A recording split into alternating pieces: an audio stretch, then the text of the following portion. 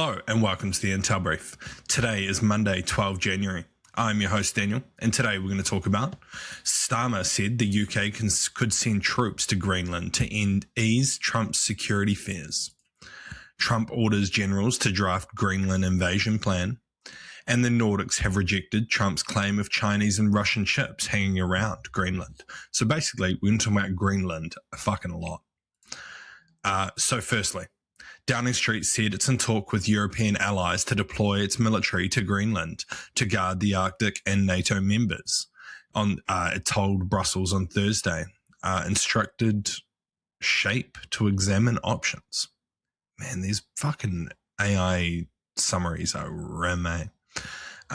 President Trump has floated the idea of buying Greenland by offering 30,000 residents up to $100,000 each, and refused to rule out taking the island by force. But we're going to talk about that in a later thing. So military chiefs in the UK are drawing up plans that include exercises and redirecting defence spending, while the British Armed Forces could prepare through last year's exercise Joint Viking and this year's exercise Cold Response with 1,500 Royal Marines. European countries hope that stationing forces there will pull Mr. Trump back from plans to seize the island, while the EU is reportedly preparing sanctions on US firms and discussed evicting US military bases in Europe. So what? Kind of going to do a wrap up of what this all means at the end, so I'll probably just save it till then. Next, at the White House, at a White House availability, President Trump said that US forces will seize Greenland, preparing a deal, but warning, man, these fucking summaries suck. Sorry, I couldn't really find anything more interesting today, so I thought I'd just focus on Greenland as it is pretty important and pretty topical. So yeah, essentially he's drafting a deal to take it by force while talking with oil and gas executives. He frames the move as a security priority, Trump said, as Greenland's Arctic strategic location and about 31 billion barrels of oil and is crucial to block US, Chinese and Russian influence on the island. In blunt comments to reporters, Trump said, and by the way, we don't want Russia or China going to Greenland. They're fucking not, mate. And reporters say that officials discussed $10,000 to $100,000 payments to persuade Greenlanders to side with the US without the need for military force. Denmark and NATO officials responded that Greenland is not for sale, while Greenlandic political parties declared that the future must be decided by the people of the island. They rejected US control. Observers noted that Trump revived the topic in recent weeks after the US operation in Venezuela, while polling underlines that 85% of Greenlanders reject joining the United States amid July 4th timing questions. And in the last story, the Financial Times reported that Nordic diplomats have rejected US President Donald Trump's claims that Russian and Chinese vehicles were operating near Greenland. Trump's push for Greenland has alarmed its 57,000 inhabitants after he said on Friday that the US must take ownership to block the two hostile nations. Vessel tracking platforms, Marine Traffic and ALSEG show that no Chinese or Russian ships are present near the island, and one senior diplomat said that there's no ships or submarines operating nearby.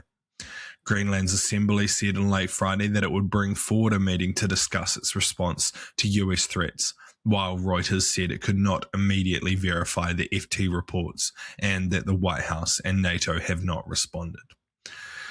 So what?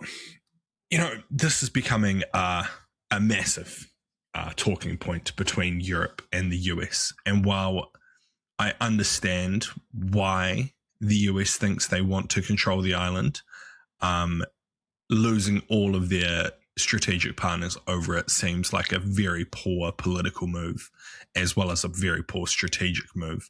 The battle for the Arctic isn't going to be won by one country. It's going to be won by groups of countries, especially as the US tries to become more insular.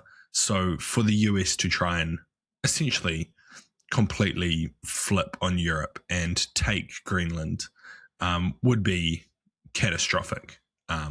While Europe can clearly not beat the US militarily, in the long term, I think the loss of European influence would have a significant detrimental effect on the United States.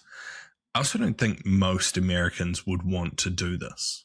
I don't think if this was put to a vote in Congress, it's almost certain that it wouldn't pass, which is what he would have to do to conduct a military operation in Greenland. So yeah, I think there's a lot of saber rattling, a lot of pressure here that's probably having a pretty detrimental effect on the US's soft power within Europe that will not go unnoticed in the long term. Europe is definitely trying to reshape its politics, reshape its security infrastructure, and definitely move away from relying on the US for lots of things, which is good for Europe and is kind of what Trump wanted to do. But I don't think this is what the US kind of wanted in the long term. So yeah, it'll be interesting to see how this plays out.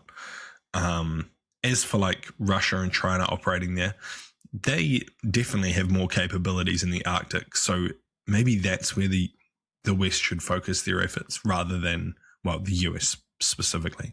Like build more icebreakers, build more ships that can navigate in the Arctic. It's what like another like thing to consider is like if you look at the Arctic, let's bring up an Arctic map.